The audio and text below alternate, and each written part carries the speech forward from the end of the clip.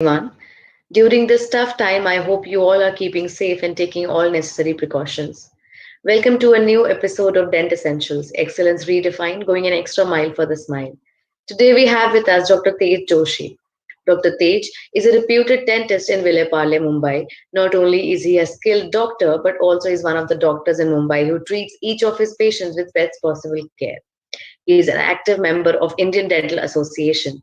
He has received extensive training and is especially skilled in restoring natural smiles by replacing missing and damaged teeth with all kinds of advanced crowns and bridges, veneers, and removable and fixed dentures. He keeps up to date with continuing education and new technologies and is dedicated to provide the best dental care and services to his patients. He has also won many awards for his poster presentations in the past. He is here with us today to talk about digital dentistry for general dentists. We are happy to have you on board, sir. Over to you. Thank you. So can I start sharing my screen, I guess? Sure, sir. Yeah. Perfect.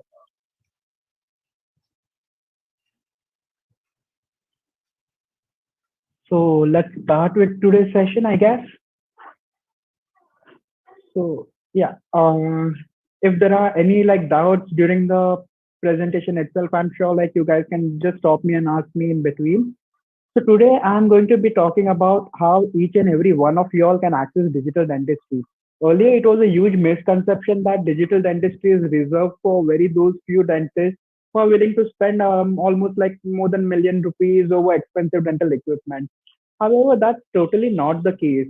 Each and every one of y'all with a basic laptop and an internet connection, believe me, can access digital dentistry. Let's see how we can do that. So for doing any kind of digital dentistry, we first need a digital master card. So for how do you get digital master cards? You can either get it using a digital way or an analog way. Using a direct technique, it's like a direct digital technique. It's like you use your intraoral scanners. You use your intraoral scanners inside the patient's mouth and you directly record and make your measurements using your intraoral scans.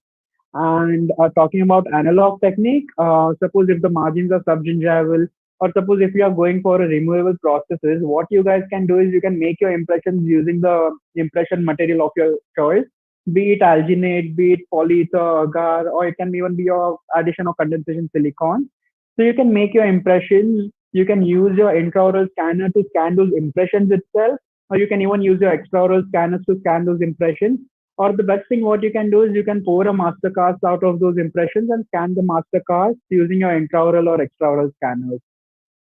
So that's how you'll get your digital mastercard.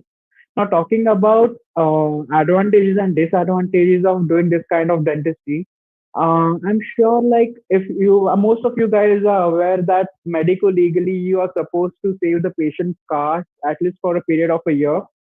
And imagine if you're doing around 3 to 4 cases in a day, that accounts to almost 100 to 200 cases a month. And talking about a year, that accounts to almost 2,000 to 3,000 mastercards. Now storing, nomenclating these mastercards and actually retrieving them when you require it, it's going to be a huge task. And especially in cities like Mumbai, where real estate is so expensive, believe me, it's totally not ideal for each and every one to save so many mastercards. So if you have adapted to digital dentistry, what you guys can do is you guys can directly save it on a hard drive or probably a cloud-based storage system. What I do is at my clinic and my lab has a cloud-based storage system. So I send my files on the cloud. The lab can access those files at any given point of time. Even I can access those files from anywhere in the world and at any point of time. And that's how easy it becomes. And even if you don't have a cloud-based storage system, a basic 1 TB hard drive can store almost 8,000 to 10,000 cases. So that's how easy digital dentistry is going to make your life. And talking about time is very important for most of the dentists over here.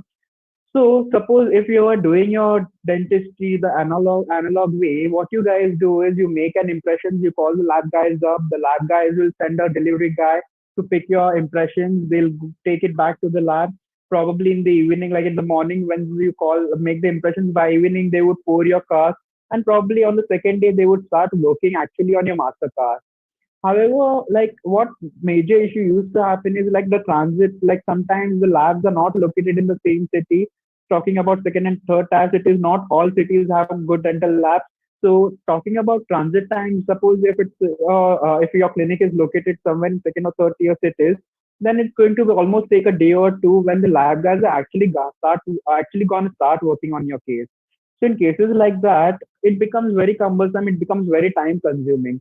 But however, if you adapt to digital dentistry, what you guys do is you make your intraoral or extraoral scans. You email the scans to the lab. This email, like making the scan and the email, both itself should not take more than 10 minutes, 5 minutes for the scan, max 5 minutes for the scan, and max 5 minutes for another 5 minutes for emailing it to your lab. So once the lab gets the email, they start directly working on that STL files that's included in the email. Using the CAD-based software, they start designing your processes. And if your guys are a bit skeptical, the lab guys can provide you with the final processes itself, or you can see the processes on your phone itself of how it looks like. And if you approve the work, the lab guys can start manufacturing the processes for you guys. So basically, once the lab guys, like the designing the processes should not take more than half an hour. So suppose 10 minutes for you to send it to the lab, another half an hour for the lab guys to do the CAD-based designing, that's computer-aided designing. And once you approve the work, they can start milling or like 3D printing your final processes. So this is how the 3D printers work, and 3D printing or milling, be it even full mouth implant processes, it should not take more than 6 hours, including sintering. So basically, within a day's time, your final process is ready, and within 24 hours, the lab guys can ship it back to you. So that's how easy the technology is going to make your life. That's going to save you a lot of time. And yeah, and talking about another huge advantage is most of the recent intraoral scanners can even record color.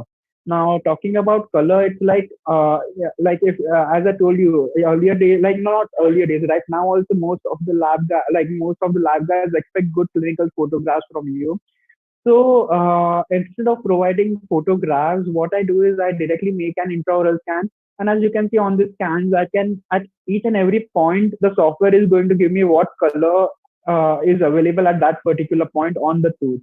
The lab guys can even see the different characterizations on the scans, on this file, on this intraoral scan specifically. You can see the hypoplastic enamel stains which are visible. So lab guys can easily visualize the scan, and on the final processes, they can replicate it. And that's the link to the article. You can just take a screenshot or probably take a photograph that will link you to the article from where I've picked this up. And this is how during the times of pandemic, like right now also it's complete lockdown in Mumbai, the transit becomes very difficult, the courier guys are not working. This is how we work. Like I make my intraoral scans in the day's time. In the evenings, probably once I go home, I love designing my own processes. I have my own CAD, exocad, I have my CAD software. So in the evenings I design the crowns. Once I finish designing the crowns, I send it to the milling centers or the labs. The lab will mill the final processes for me. And believe me, because it's a digital thing, there are no high points, the contact points itself, and everything is adjusted on the software itself. The lab guys mill it out for me, mill the final crowns for me, and I get it back within a day's time. So next day I call the patient and just fix the crown back in the patient's mouth. And talking about another huge advantage is face scans is something which was not very frequently used in our field.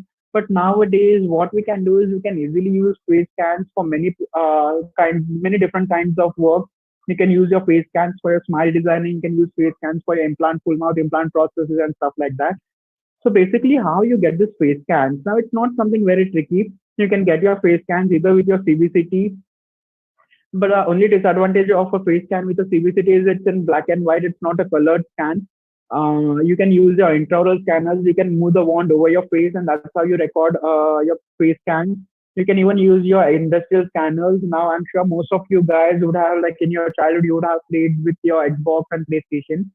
So there's this small console which has two cameras which you keep over the television. That's called Xbox Kinetic. So you can use that also to record your face scans. Now, anyone with a normal basic iPhone or an iPad, which has a face recognition technology, the face detection technology, can give you amazing face scans. Now, this video that you see over here, the face scan, that's a scan of my face. I've made it using my iPhone. So you can see how wonderful the scan is. And another way of doing it is through your, just a second. Yeah. Another way of doing it is using your different softwares. You can use your DSLR cameras. You can make various photographs for the patient from different angles. And once you get the patient's photographs from different angles, you can upload it on a software. That software will render that 2D images into a 3D format for you. These softwares are free of cost, and that's how you get your face scans.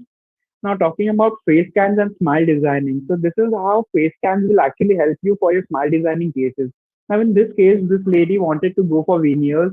So, she was not very sure of how a final smile would look like. So, we uploaded the patient's photographs, we uploaded the patient's models. And because we are doing this in 3 dimension, believe me, there are going to be no surprises. In earlier days, I guess most of you guys would have used those PowerPoint PPTs from DSD guys, so that was not officially from the DSD guys. People had modified it. They tried adding the golden proportions and stuff to those softwares, and you started superimposing patients' photographs over the using a PowerPoint with the ideal smile. And believe me, many of my friends have landed themselves in medical legal issues because what you design in 2D, what you show the patient in 2D, it's not always necessary that you will be able to replicate that in 3 dimensions. So in cases like that, what you do is like when you have softwares like your 3 dimensional software like ExoCAD with a smile design module, you upload the patient's photographs on that software, you upload the patient's 3D scans on that software, you upload the patient masterclass or the intraoral scans, and as you design your processes on the live in the on the right hand side, if you see as I'm moving my feet individually, the silhouette on the left hand side is also moving. That's how exactly you will know if you're following your proportions or not. Now there are many proportions available. Most of the dentists just know about golden proportions, but believe me, for Indian population, golden proportions is something that's not very aesthetic for Asian people. Basically, it gives a typical Hollywood smile, which looks fake and very unaesthetic. I'm a big fan of red proportions, but whatever be the proportions of your choice, there are different proportions available on the software. Whatever be the proportions of your choice, you can use those proportions and you can follow those proportions and you can tell the patient if you'll be able to give the desired results to the patient or not. Now, in this case, if you see the patient's dental midline and facial midline is something that was not very possible to match unless we did ortho for this patient. So before we started this procedure, we informed the patient that a facial midline and dental midline is something that we won't be able to match. That avoided us with a lot of medical legal issues also. And the patient was also actually like patient was also not very keen on going for ortho, and that's where like we make ourselves safe. Now this is another case of smile designing. Now, this case, this patient had a very gummy smile. So she just wanted to go for smile designing. She didn't know that she had to undergo a crown lending procedure for a smile designing case like hers. So I was also not very keen on convincing her because that's a surgical procedure. So instead of actually telling her that she has to go for a crown lending procedure, what I did was I superimposed her natural teeth with a face scan. I showed her how the smile will look like before crown lending procedure and how the smile will look like after crown lending procedure. And obviously, as you see in this case, the patient was very happy once she saw the images and the face scans after crown lending procedure. And definitely, I didn't have to even convince my patient to go for that like, additional procedure. She herself told me that she wants to go ahead with that procedure. And that's how the software will help you for your consultations as well. Now, this is how smile designing is done at the clinic.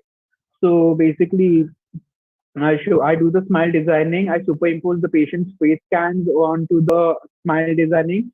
I immediately 3D print the temporaries for the patient.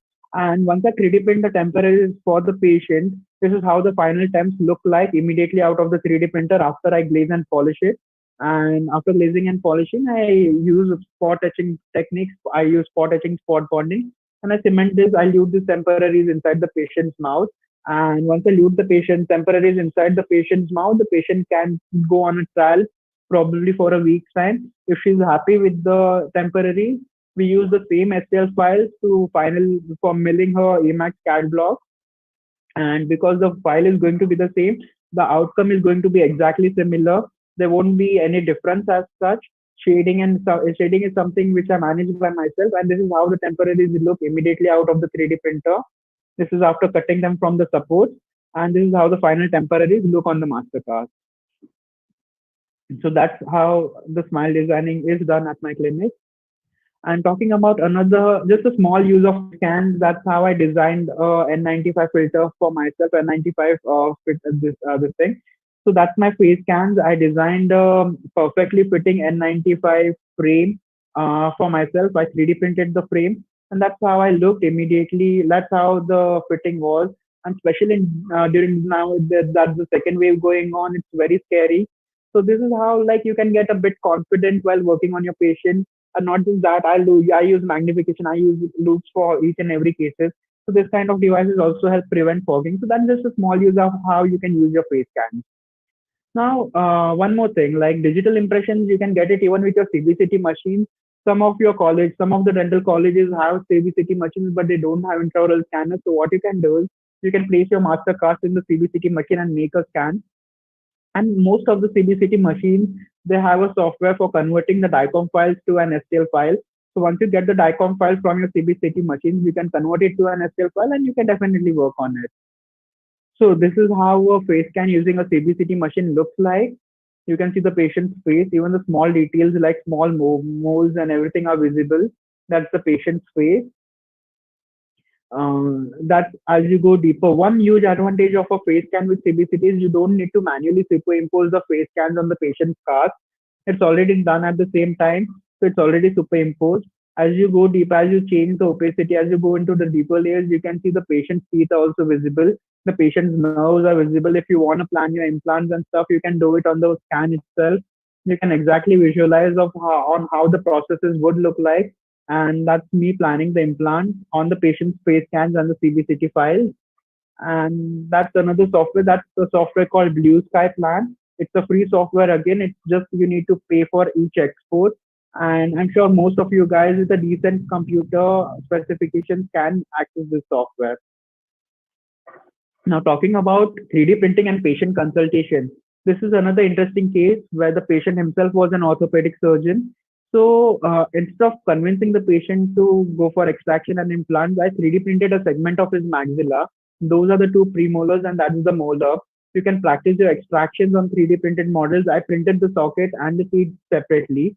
And as you can see on this molar, as I'm trying to extract it from the socket, I tried extracting it from the socket. I can know where exactly the complications would be. Over there also, if you see on the molar, you can see a huge defect over there. That's a huge carious lesion. So that's where you can show the tooth to the patient. You can show him the extent of that lesion. And you can, yeah, I don't think after you show this to the patient, it's a huge task to convince the patient why he needs to go for an extraction and not trying to save the tooth. The tooth had very bad prognosis. So once I showed him this 3D printed model, the patient was easily convinced for implant. And yeah, that's about it. Like that's how 3D printing and this thing is going to help you. Now, this is another interesting case where we printed, like the patient had to go for sinus lift procedure for implant. So we 3D printed the entire maxilla for the patient. Once we 3D printed the entire maxilla, me and the oral surgeon, we practiced the sinus lift procedure on this 3D printed model. And once we practiced the sinus lift procedure, on this model, we exactly knew what drills we were supposed to use, what we would be anticipating once we open the flap and stuff like that. And because of that, the surgery, which usually takes around 1.5 to 2 hours, was completed in 15 to 20 minutes flat. And as you all know, the lesser the time you keep a flap open, the lesser would be the chances of infection. And that's how the 3D printing is going to help you all. This is the future, guys. It's high time you adapt to this technology. If not now, it's going to be too late. So that's an extraoral scanner, and that's a CAD software. CAD is basically computer aided designing. So on the software has its own artificial intelligence. It will give you the exact it will study the anatomy of rest of the piece. It will exactly tell you what kind of anatomy would be the best suited for the patient. You can still manually override it if you feel the positioning and everything is not perfect. You can manually arrange the position of each and every tooth.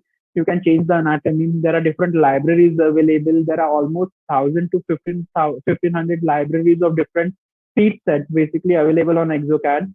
So once you're happy with the thing, you can use that library. And still, if you want to customize it, you can want to characterize the tooth individually, you can still do that using different tools. And once you do that, you can just start printing or milling your processes.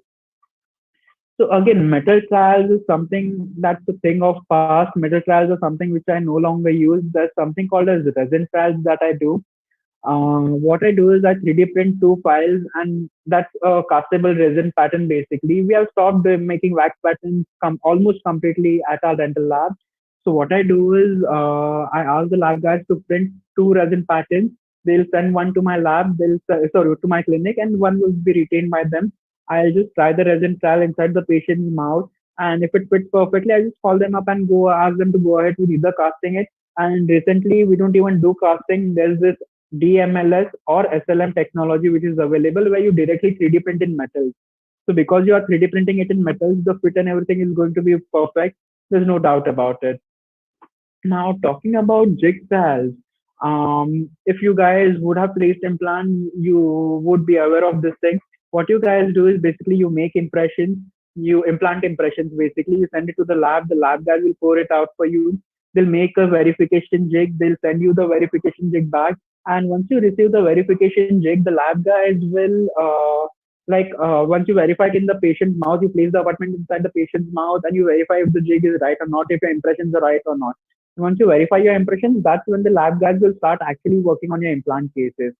And again, after they finish the work, the abutments have to be placed in that specific position. So you have another verification jig, which abutment placement jig that the lab guys will provide you with. So instead of going through all these procedures, what I do is I directly design my final processes over the implant impressions.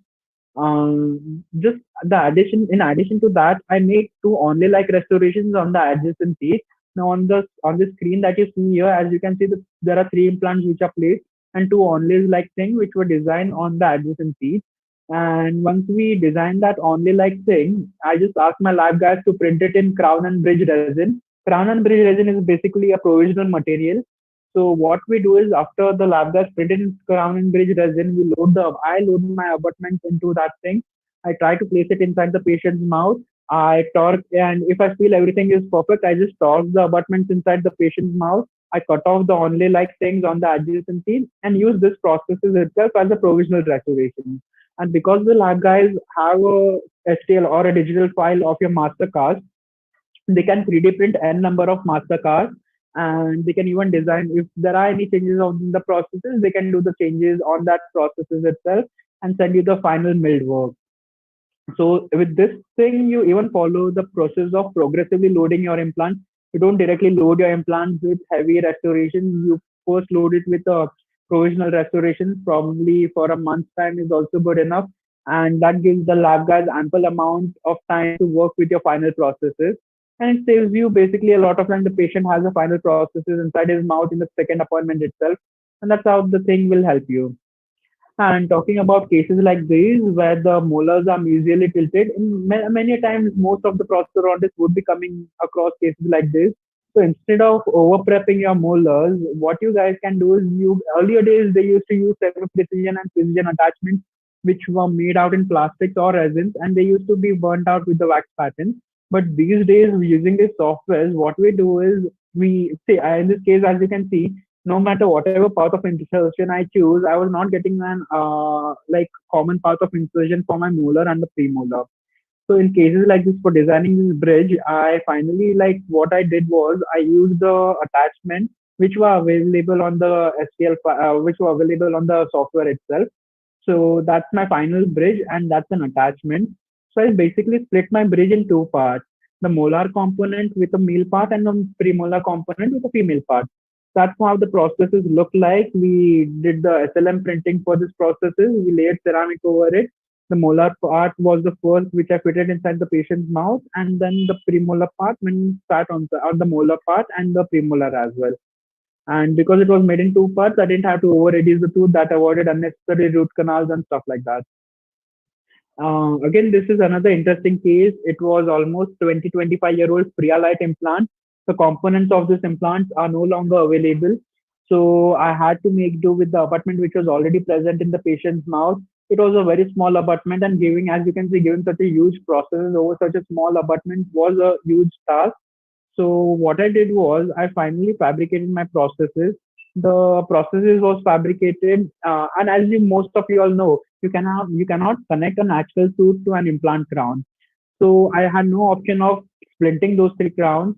And also, if I would have given such a huge crown over such a small abutment, it would have to undergo a lot of torsional forces, and those torsional forces would cause frequent dislodgement of that processes. So what I did was I used this key and keyway attachment. I split the bridge in two parts. That's how the bridge looked like. And after I split the bridge in two parts, we did the SLM printing and we layered ceramic over it. And yeah, most of you all may not be aware, but what you guys for cast partial dentures, not most of them, not many people do cast partial dentures because it used to be a very cumbersome procedure. But believe me, with this 3D printing technology, cast partial dentures, making them and fabricating them, and even like fitting them, it's a breeze. Like this is a colored extraoral scanners. Like what my lab guys did is like I made the impression, I marked my design on the cast itself using a pencil. So the lab guys can exactly visualize where the markings were, what kind of major connector I needed, when I needed my class to be placed. And that's how the final design, the lab guys designed the cast partial denture for me. That's how the final design looked like. And once I was happy with the design, I just asked the lab guys to go ahead with 3D printing it. Before we directly started 3D printing in metal, what we used to do is we used to scan the master cast. That's an extraoral scanner. After scanning the master cast, we used to get the resin print. We used to print it in a castable resin. And after the castable resin print was ready, we used to use our casting machine and cast it in cobalt chrome alloy. And after checking the fit, we used to acrylize the denture. But nowadays, what we do is we from the STL file, we directly use the STL file. We load the file on a SLM machine, SLM printer. That's a metal 3D printer, and you can either cast it in cobalt chrome or titanium, or there are many other metals, but cobalt chrome and titanium being the first choice. That's how a metal 3D printer looks like, and that's how the printing process is done in the machine. That's a very high voltage laser which cures the part which we need to print layer by layer. So that's how the machine works.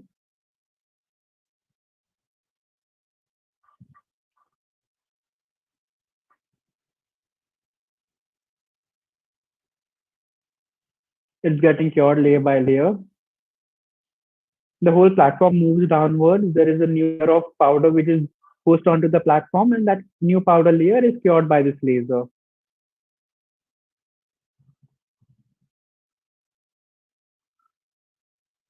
And once it's ready, this is how the thing looks like, and this is how the finished parts look like. And that's how amazing the fitting is. As you can see, yeah, and basically you don't even need to finish and polish the denture. This is how it appears directly from the machine. So a lot of labor time is like saved, and the printing usually takes place in not like more than 4 to 5 hours. Within 4 to 5 hours, your final process is like the final framework is also ready. And because it's CAD designed, the thickness and everything is going to be very even. There won't be any artifacts or anything as such, and the fitting is going to be amazing. So that's how amazing the fit is. And yeah, this is another case where I've superimposed a patient face scan, a colored face scan taken with my iPhone on a patient's CBCT. That's how helpful it is, even for treating TMDs and stuff like that. It's very helpful. Now, talking about tooth preparation, now that's not my slide. That's a slide from the DSD guys. You can see how amazingly they have fabricated tooth reduction guide. So for your cases like veneers and stuff, what you guys can do is after you do the CAD designing of your final processes, you can make a 3D printed guide where you can exactly know if you have enough clearance or not when you do your tooth preps. And this is another tech. It's still in a but it's in a primitive stage. It's not fully developed. That's a tooth reduction guide. How amazing it would be if you would have your final processes ready before you even start your tooth preps. So this is how the tooth preparation guide looks like, and that the tooth preparation guide where you just place it on the patient's teeth, and once you place it on the patient's teeth, you use specific burrs. That's a or burr for the occlusal reduction, and that's the guide for the proximal reduction. Once you do your reduction, the final crown is made exactly with the size and shape that is anticipated after you do the prep. And you can just after doing the preps, you can immediately cement the crown inside the patient's mouth. Now, talking about the episectomy procedure, this is a procedure where in earlier days you had to open a huge flap, you had to go scouting, you had to drill the bone, go scouting for the apex of that particular root. And once you find the apex, you had to drill the bone around the tooth, do the retrograde filling, and flap it back. But with modern technology, what you can do is you can directly print with the CBCT scans. You exactly know where the apex of the root would be, and using that CBCT as a guide, you can manufacture your 3D printed guide, the surgical guide. Where in this case, you like right now you still need to open the flap and place the guide, but probably in future the technology is going to get that advanced where you just place the guide, sorry, on the patient's seat. And once you place the guide on the patient's seat, you directly go through that hole and you exactly reach the apex of the root. Using a predetermined depth guide, you can exactly drill that deep. And once you reach the apex of that particular root through that small hole itself, you can do the retrograde filling. And that's how you can totally avoid opening a flap, going scouting, drilling the bone, and stuff like that. That's very predictive. That's how predictive the technology is going to be. And talking about root canal stent, this is again a new technology. It's still not FDA approved. It's in a very budding stage. You have to make sure that the root canal stent is 3D printed out of metal, because your air rotors will cut through your. It's not going to give you that proprioception, like the resin guide. So you have to make sure it's a metal guide. So once you have the CBCT, and believe me, yeah, in most of the root canals, the calcification occurs in coronal and the middle third, not the apical third. So when you have guides like this, you need not exactly go scouting and drilling and taking off the dentin to exactly locate the canal. You can directly use these guides, and using these guides, you can directly make a punch cut, and you can exactly access where the canals are and finish off your root canals. So it's going to be a very easy thing for my future endodontist friends. And this is how that's my clinic, guys. That's how I have incorporated digital dentistry at my clinic. So basically, this is how I show each and every, I make intraoral scans for each and every patient. I show them the scans on a huge 55-inch OLED display. And because I show it on a huge display, even the minor cavities are very well appreciated by the patient. And because the patient can visualize the cavities, I don't even have to convince the patients for getting it done. Once they see the cavities on a big screen, they exactly very well know why they need to get it done, and they immediately get the procedure done. And that's how a tooth preparation guide looks like. That's how a veneer preparation guide looks like. It's all digitally designed, and this is the case done by me using that veneer preparation guide. So this is how the preps were done. You can say it's not over prepped at all. It's just the right amount and the adequate amount of prep. That's me making the veneers. I like layering ceramics too by myself. That's how the veneers look like on the crown. This is immediately before the bonding, and this is how immediately it looks after bonding. You can see the gingival response is also fabulous. This is how the veneers look like immediately after bonding it. And that's a light without the soft box. So let's conclude by saying dentistry is not in what you do, it's not in how you do it. Last but not the least, this is another new technology. Now, 3D printed subperiosteal implants is something which were very routinely done in probably 70s and 80s. How they used to do it is they used to, in the first procedure, they used to open a huge flap for the patient.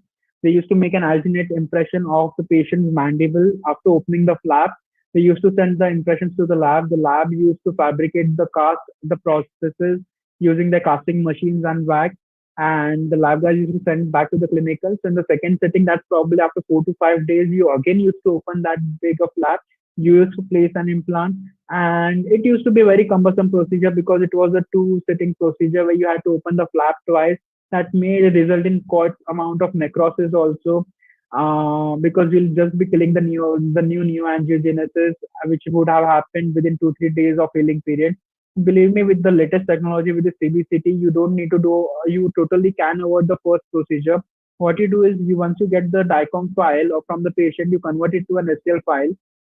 You use that DICOM file or the STL file to like fabricate to design to computer using your CAD software. You can design your implant processes over the patient's mandibular scan itself. And once you design the process, the mandibular subperiosteal implant on using your CAD data, you can directly 3D print it using your titanium or whichever be the metal of your choice. Ideally, for implants, it's always titanium. Using your SLM machines, you can 3D print your mandibular implant. Once you 3D print your implants, you just open the patient's flap, you place the implants, you can add some fixation screws if required, because you already had this thing implant design, you can fabricate your final processes also on the same day itself, and on the same day when you place the implant, you can load the processes. Now this is a new concept that I'm working on. It's a single tooth subperiosteal implant, wherein I have fabricated the final processes also for the same for the same tooth, and it's still under process. We are doing research over it, and probably in another year or two we will be able to go for the single tooth subperiosteal implants as well. Now, talking about statistics, now it's very high time that you just accustom yourself to your digital technology. If you see 2000, 2005, there were hardly any intraoral scans. Everything was done in the analog way, and extraoral scans were also not that famous in India, especially Mumbai. Talking about 2006 to 2010, the intraoral scans were slowly keeping on increasing. That was made using the CERAC technology. Serac scans, I think Reblue was the one which was easily available during those days. And in 2011 to 2015, they gradually started increasing. But if you see the graph in 2015 to 2020, the lab guys have totally converted themselves to digital work. Even my lab, even I own a lab. In my lab as well, like even the like PFM work and everything, we directly mill it. We directly use SLM technology and 3D print it in metal itself. We don't do castings anymore, except for few cases where like cast posts where the scans are not able to go and record that deep areas. So that's where we still use analog technology, but 99% of the cases are done using digital technology. So it's high time you as a dentist should also upgrade to the technology. And yeah, that's about it, guys. If there are any doubts, you can definitely let me know. And that's my Instagram profile. I keep sharing all educational stuff. You can definitely follow me. And that's about it, guys. I'm done with the presentation. And if there are any questions, you can definitely let me know. Thank you so much, sir. I think it was a very interesting concept and the presentation on artificial intelligence and how it could be useful for in the daily practice for dentists. We Exactly. have certain questions. So one of the questions is from Dr. Shyam Bhatt. Okay. He wants to know anything about cleft palate cases or facial reconstruction post-surgical cases update. Right. So, talking about like pertaining to 3D printing. Yeah. Okay, so there are many cases like see, most of the cleft palate surgeries are done without like there's not much use of 3D printing technology in cleft palate surgeries. But if need be, if you want to correct the cleft and stuff like that, what most of the surgeons do is they send us the scans. We manufacture a titanium mesh or framework for the patient which can hold on the bone graft. And if there's necessary, the oral surgeons can use that mesh. You can fix it inside the patient's mouth. The only disadvantage being the patient is growing when he's a kid. Like cleft palate surgeries are usually done in young patients. So in cases like that in young patients, when the palate is going to keep growing, and when you have a rigid thing like a titanium inside the patient's jaws, you have to make sure you take it out within 3 to 4 months time because the growth will like titanium plate will not allow the growth to take place. So not cleft palate, but for fracture reduction surgeries, for condyle replacement, for even scalp replacement, like some people when they undergo trauma and stuff like that, we have manufactured artificial titanium scalps for the patients where the oral surgeons have gone and replaced the scalp using that titanium itself, and it's been there in the patient's mouth since ages. There's no harm about it. It's FDA approved and very widely used procedure. There's nothing new about it. Just pertaining to cleft palate is something which I don't think it's something that you would require. Yeah. Sure, sir. Another question is, what are the advancements in digital dentistry apart from CAD and CAM technologies? So basically, apart from so CAD is basically computer aided designing. So computer aided designing is basically a software. The software is going to keep updating itself. Every year there's a new release. Right now, the ExoCAD and the 3Shape are the two leading companies. And talking about CAM, milling is also something that has been frequently done. It's constantly keeping on upgrading. Earlier you had 4 axis milling machines. Now you have 5 axis milling machines. Now talking just leaving CAD aside, there's something called as CBCT weaving and CBCT designing softwares where you can actually design the final processes on the patient's bone itself. So that's another, it's actually a CAD software, but it's not related to the scans, the SQL files. It's related to the patient's bones where you can finally, like as you told me, someone asked me for cleft palate patients, what can we do? So basically you use those softwares to manufacture processes or probably just the guides for patients like that And talking about 3D printing, 3D printing is a thing which is been like very underutilized in dental field. Till date, 3D printers, like most of the dentists, what they have seen is 3D printed models, Mastercards. But that's totally not what 3D printers are just pertaining to. You can even manufacture your provisional crowns, provisional processes using your 3D printers. You get those in like you won't take more than 30-35 minutes to manufacture your provisional crowns. You can even manufacture your, as I told you, cast partial dentures using your metal 3D printers. You can even print implants using your 3D printers. That's SLM machine. Earlier it was DMLS. Nowadays in that, like in DMLS, the only disadvantage was being we had to center it after the processes was ready. You had the process had to undergo centering. But with SLM, that's the latest technology. You don't even need to undergo like the process doesn't need to undergo centering. The final process is ready itself. So that's about it, guys. Like, and I think there's a lot of more things to come. It's just the beginning what we are experiencing right now. But it's high time you get used to it and you start accepting it in your own practices. Sure, sir. So one last question. So how to deal with the cost and training limitations of adopting digital dentistry in India? So adopting digital dentistry is something which each and every one of you all can access. Now, if you would be sending your work to a particular lab, I'm sure most of the labs have upgraded themselves to digital technology. They have CAD software. So what you can do is each and every one of you all will be having a basic laptop. So using your laptop, you can ask your lab guys to connect them over softwares like TeamViewer or AnyDesk. I'm sure most of you guys would be aware using the like would have used the softwares like TeamViewer where you can actually remotely access the lab computer using your laptop itself. So what you can do is if the technician is going wrong somewhere, you can just guide him or you can just take over his laptop or like his computer and you can finish off the designing by yourself itself. So it's not something that you need to have that CAD software, you need to have that milling machine. You can like easily ask the lab guys, you can work with the lab guys, you can request them to like set you up with that TeamViewer password and ID. And once you get that, you can directly remotely access the computers and design your own processes using and like sitting at the comfort of your home. So that's about it. Thank you so much, sir. I think that's all the Thank you. questions we have.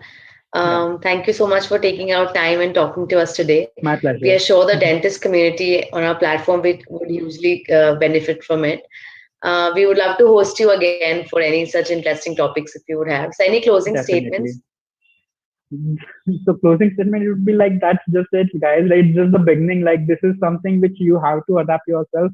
Suppose if a patient comes to a clinic like mine, and then if he goes to a clinic where the patient is not shown all these digital things, then he will be like a bit skeptical. So it's very high time you guys, your neighboring dentist would be adopting to. So it's not basically a fear which I'm instilling, but it's a requirement or it's a like requirement which is required at that this point of time. So guys, you start using it, talk to your lab guys, start accessing it. If there are any doubts, you can always contact me. And yeah, thanks a lot for your attention, guys. And thank you, Drakshika, for hosting me. Thank you so much, sir. I would also like to thank our doctors for tuning in and making our webinar such a huge success. Do share your feedback about this new series and feel free to give suggestions. And if any more questions you would have, catch us fortnightly every Friday with new episodes of Dent Essential series. Until then, happy dot plexing. Thank you so much.